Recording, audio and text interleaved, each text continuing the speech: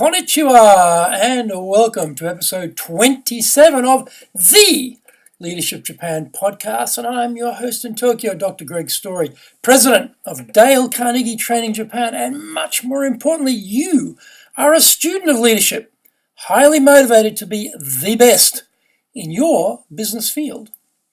If you'd like to have your own access to 102 years of the accumulated wisdom of Dale Carnegie Training through free white papers, guidebooks, reports, training videos, blogs, course information, plus much more, then go to japan.dalecarnegie.com.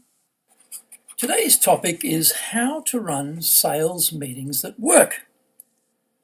Public floggings and massive humiliation will continue until morale improves. That is a very neat description of the vast majority of sales meetings I have participated in over the years as a salesperson. We read a lot about how to hold more productive work meetings, standing up, distributing pre-meeting agendas, minutes being kept with follow-up designations, highly strict start and finish times, but I am struggling to think when I last saw something on sales meetings. You might think this is a limited and specialized function within an enterprise, and that the sales managers know what they are doing. Good luck with that one. Keep dreaming. The vast majority of sales managers are untrained and merely parrot what they've seen in their previous companies. They were recognized for their individual sales production and were promoted to a leadership role. This usually occurs without gaining any training on the way through on how to morph from being one of the sales team to becoming the sales leader.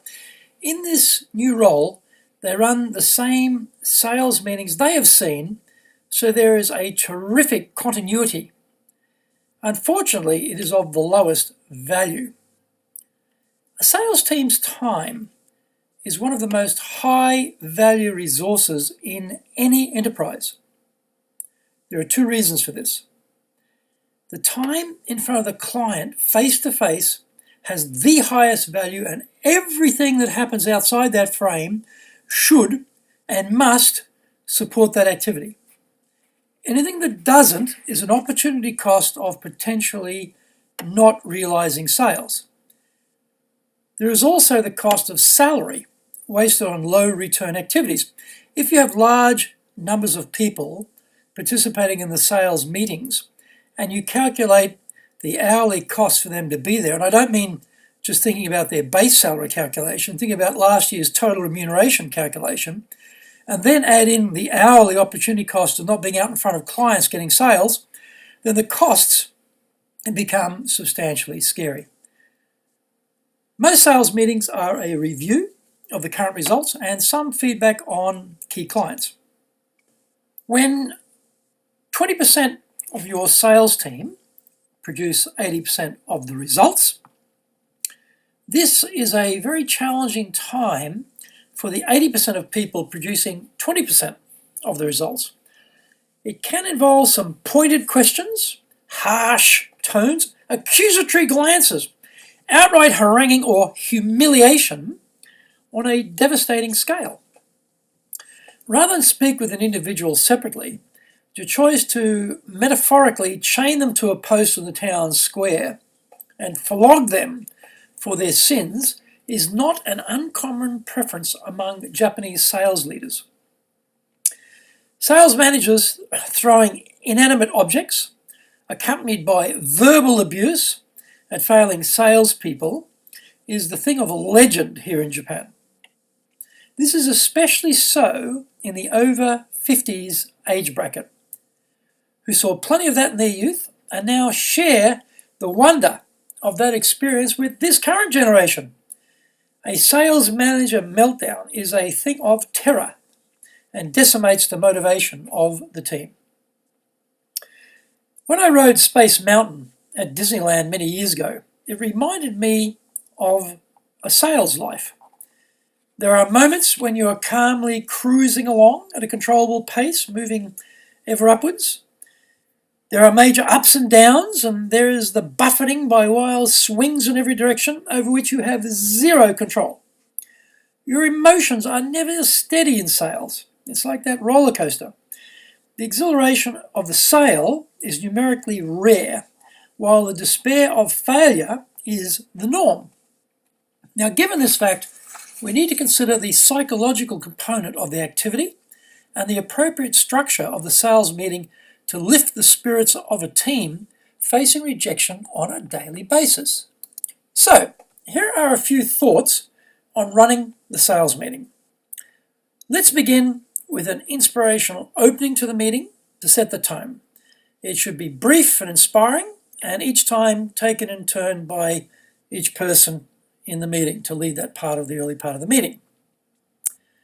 Number 2, communication of key information about events, schedules, new products, or processes are necessary but should be kept brief. 3, goal reporting should be against annual targets and goals broken down to weekly targets.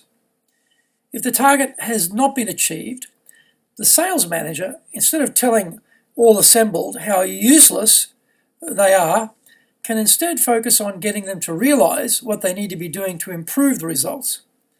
In a sea of rejection, a toxic sea of rejection, the sales manager must offer salespeople words of hope so they can keep going and try harder against all odds. 4, customer updates are a great opportunity to share information about what everyone is doing. This often flags that two salespeople are talking to the very same company, but perhaps to different sections in that company, so some coordination requirement is revealed. It also offers great best practice ideas and examples, which are crowdsourced learning opportunities for everybody in the room. This needs to be worked on proactively, and the key learnings drawn out from the salesperson by the impresario, the sales manager. Number 5, training components in the sales meeting don't have to be elaborate. Simple role-play practice on specific components of the sales call can be isolated out for attention. Questioning skills reviews can never be overdone for salespeople. Generally, most people in sales have weak questioning skills, don't know how to set up the questioning skills properly. So practicing that component, the smooth easing into asking questions, the actual asking of questions, a bit of role play on that works a treat. The sales manager's role is to coach the activity and praise what is being done well and articulate what can be done better, not to criticize. 6, recognizing people is like a lost art in the rough and tough world of sales. It shouldn't be like the 1950s revisited. It should be there prominent in the sales meeting. Don't save up the praise for a rainy day, sales managers, and have drought until that time. If good is being done, seize it, praise it, encourage it, go early, don't wait. Also, don't forget to recognize the support team who make the star salesperson's life function more easily. Get salesperson commitment to the activities which will drive the results. We should all know our ratios. How many people do I have to call in order to speak with a certain number of people? Of those I actually get to speak with, how many can I expect to gain an appointment with? And of those that I manage to get an appointment with, how many will buy from me? What is the average size of my sale? And how will that relate to the target that I have to achieve this week? It all hinges around having the motivation and the commitment to put in the effort to drive the activities in the sufficient volumes required to hit the ratios that will produce the revenue outcomes to match the targets. Now, we need to get the salespeople's commitment each week to make that effort. And finally, number 8, end with an inspirational close to end the meeting on a high note. So there are 8 segments of a sales meeting. try and get the whole team behind the direction we want to go, get them motivated, put up with all the slings and arrows of outrageous fortune of a sales life. Crappy clients, bad meetings, rejection, emotional roller coaster, targets that seem impossible to achieve, base and commission not providing enough income because you're not making enough sales, or you can't close the sales fast enough, or the client's never on your schedule of when you need the sale to happen. So let's rethink the sales meeting and just get away from a simple interrogation, humiliation, public flogging exercise into something that is motivational and help people to get out there and be a success in sales. This is the critical function of the sales manager. Thank you for joining the Leadership Japan podcast. Remember to access your Dale Carnegie free training white papers, guidebooks, training videos, blogs, course information, plus much more, then go to japan.dalecarnegie.com.